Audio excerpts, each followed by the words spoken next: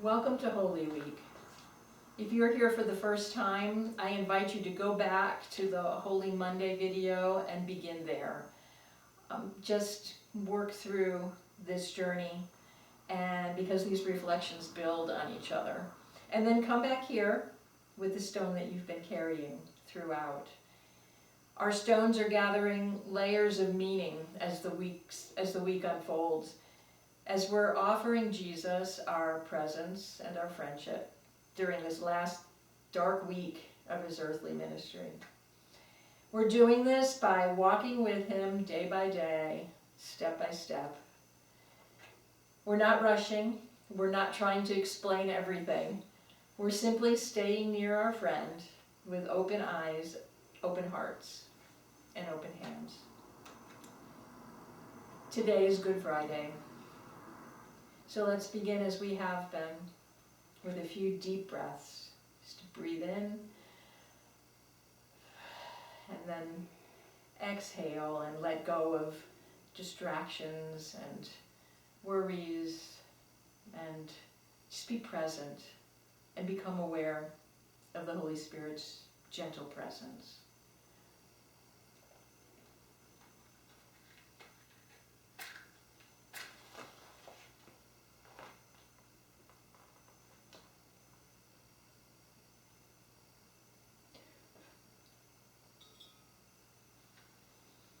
The light shines in the darkness, and the darkness has not overcome it. I'm picking up my stone, and I'm inviting all of us to cradle this stone in our hands as we walk through the story of Good Friday. On Friday, Jesus is arrested in the Garden of Gethsemane. The hands that had healed lepers, held children, and helped widows are bound with a rough cord, and he's led from the garden. Like lambs in the temple are led to be examined by the priests. Jesus is first taken before the Sanhedrin, where Caiaphas tears his robes, shouting, "Blasphemer," while the others spit on him and then beat him with their open palms. As Jesus is shoved from there out into the courtyard, dawn arrives, announced by a rooster crowing 3 times. Jesus' eyes meet Peter's. Peter's just denied him 3 times, denying he ever knew him. In that wordless exchange, the heart of the teacher and the heart of the student are both broken to their depths, in a grief that goes deeper than the physical blows ever could. The inspection of the lamb continues before Pilate, who transfers Jesus to Herod Antipas, and then back to Pilate again. Only this time, they're outside at the Praetorian Palace in the open air. Pilate stands before the crowd, washing his hands as he declares, "Jesus, an innocent man." What a hollow ritual, in stark contrast to the way that Jesus washed feet only a few hours before. Pilate offers a single act of mercy to free one prisoner, but the crowd chooses Barabbas and shouts for Jesus to be crucified. In the barracks, the Roman soldiers mock this king. They force a crown of woven thorns onto his head. They scourge him 39 times until his body becomes a map of devastation. And then they strap a heavy wooden crossbeam across his bloody shoulders. He struggles through the streets, his strength failing with every step, until once, twice, a 3rd time, Jesus falls, hands and knees hitting the cobblestones with bone-deep thuds. The soldiers commandeer a man named Simon from the crowd to help carry the beam, and get Jesus as quickly as possible up the hill to Golgotha because they want to be finished already. There on this skull-shaped hill, Jesus is stripped naked and crucified. Crucified. In the shadow of the cross, Roman guards throw painted stones to win his clothing. And Jesus looks down at the faces of his executioners and asks his Father to forgive them, to forgive all of them, and all of us, and all of humanity, because no one knows what we're doing. Jesus also sees the face of Mary Magdalene weeping, and likely she was washing his feet with her tears. His mother Mary and John the Beloved are there too, both utterly bereft in their loss. And so Jesus lovingly gives them to each other as family. At noon, the sky begins darkening. And about 3 hours later, Jesus cries out of our shared humanity, my God, why have you forsaken me?" As death nears, the Son of Man pronounces the words of its undoing. It is finished. And then the Son of God commits himself into the arms of our Father, who Psalm 22 assures us never turned his face away. "Father, into your hands I commit my spirit." And Jesus' great beating heart literally breaks open in love for the whole world and then stops. The ground quakes. The temple's heavy 60-foot tall veil of separation between the holy place and the whole rest of the world, it rips in two from the top to the bottom.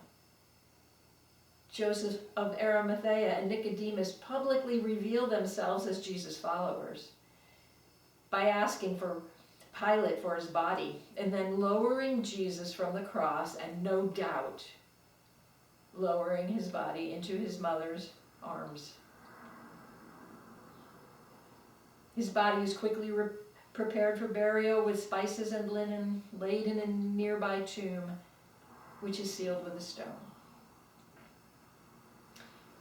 We move today from devotion to desolation. As Jesus hangs on the cross, a profound mystery is revealed. Ignatius of Loyola once noticed that in these hours, the divinity of Jesus is hidden and his humanity is fully forward. See, what Jesus is doing is not a symbolic performance. It's not some vague religious rite.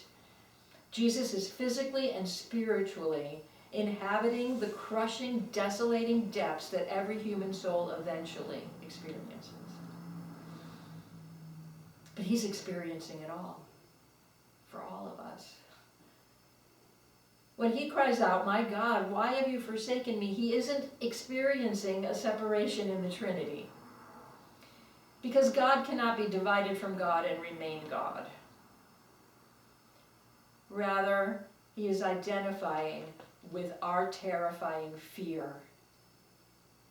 That human terror of being utterly abandoned, rejected, silenced by God and others, and even ourselves.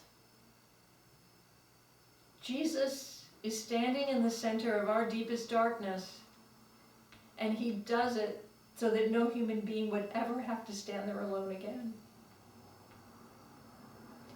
Even in this dreadful void, there is a quiet, tenacious trust.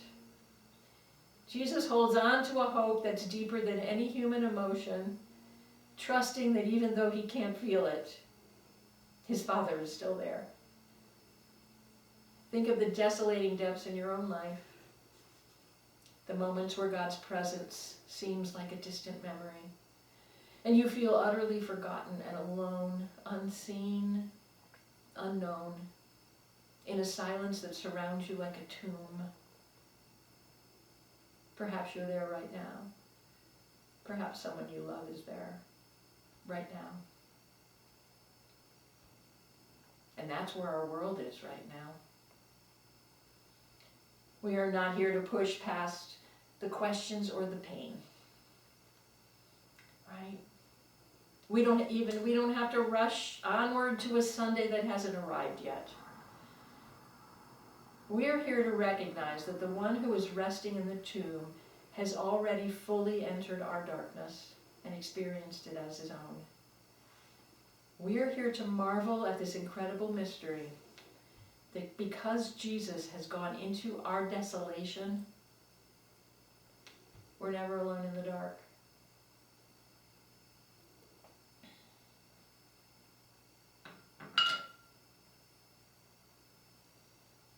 Today, carry your stone with you as a tombstone. Let it be a physical reminder that you have placed your whole life, your suffering, your grief, your silence, and your deepest separations into the hands of the one who took them into his tomb. Today, when the world feels too heavy or the silence feels too long, touch your stone and remember the heart that broke open and the life that was committed into the Father's hands for love of you. Let it remind you that you are no longer defined by your strength to hold on, but by the courage to finally let go. Sometime today, perhaps as you lay down to sleep, do with your stone what I've done with mine. Bury your stone in a bowl of water. And throughout this day, let your prayer simply be, Father, your loving arms hold me. Your loving arms hold me.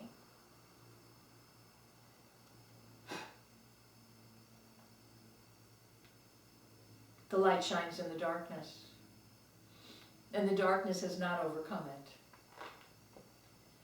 The journey continues. We're not rushing to the end. We will stay on the road together with Jesus, letting him set the pace. May you be aware of Jesus walking beside you today. May you be awake to his invitations. May you be open to the nudges of grace. And may you be continuously praying, Father, your loving arms hold me. And I hope to meet with you again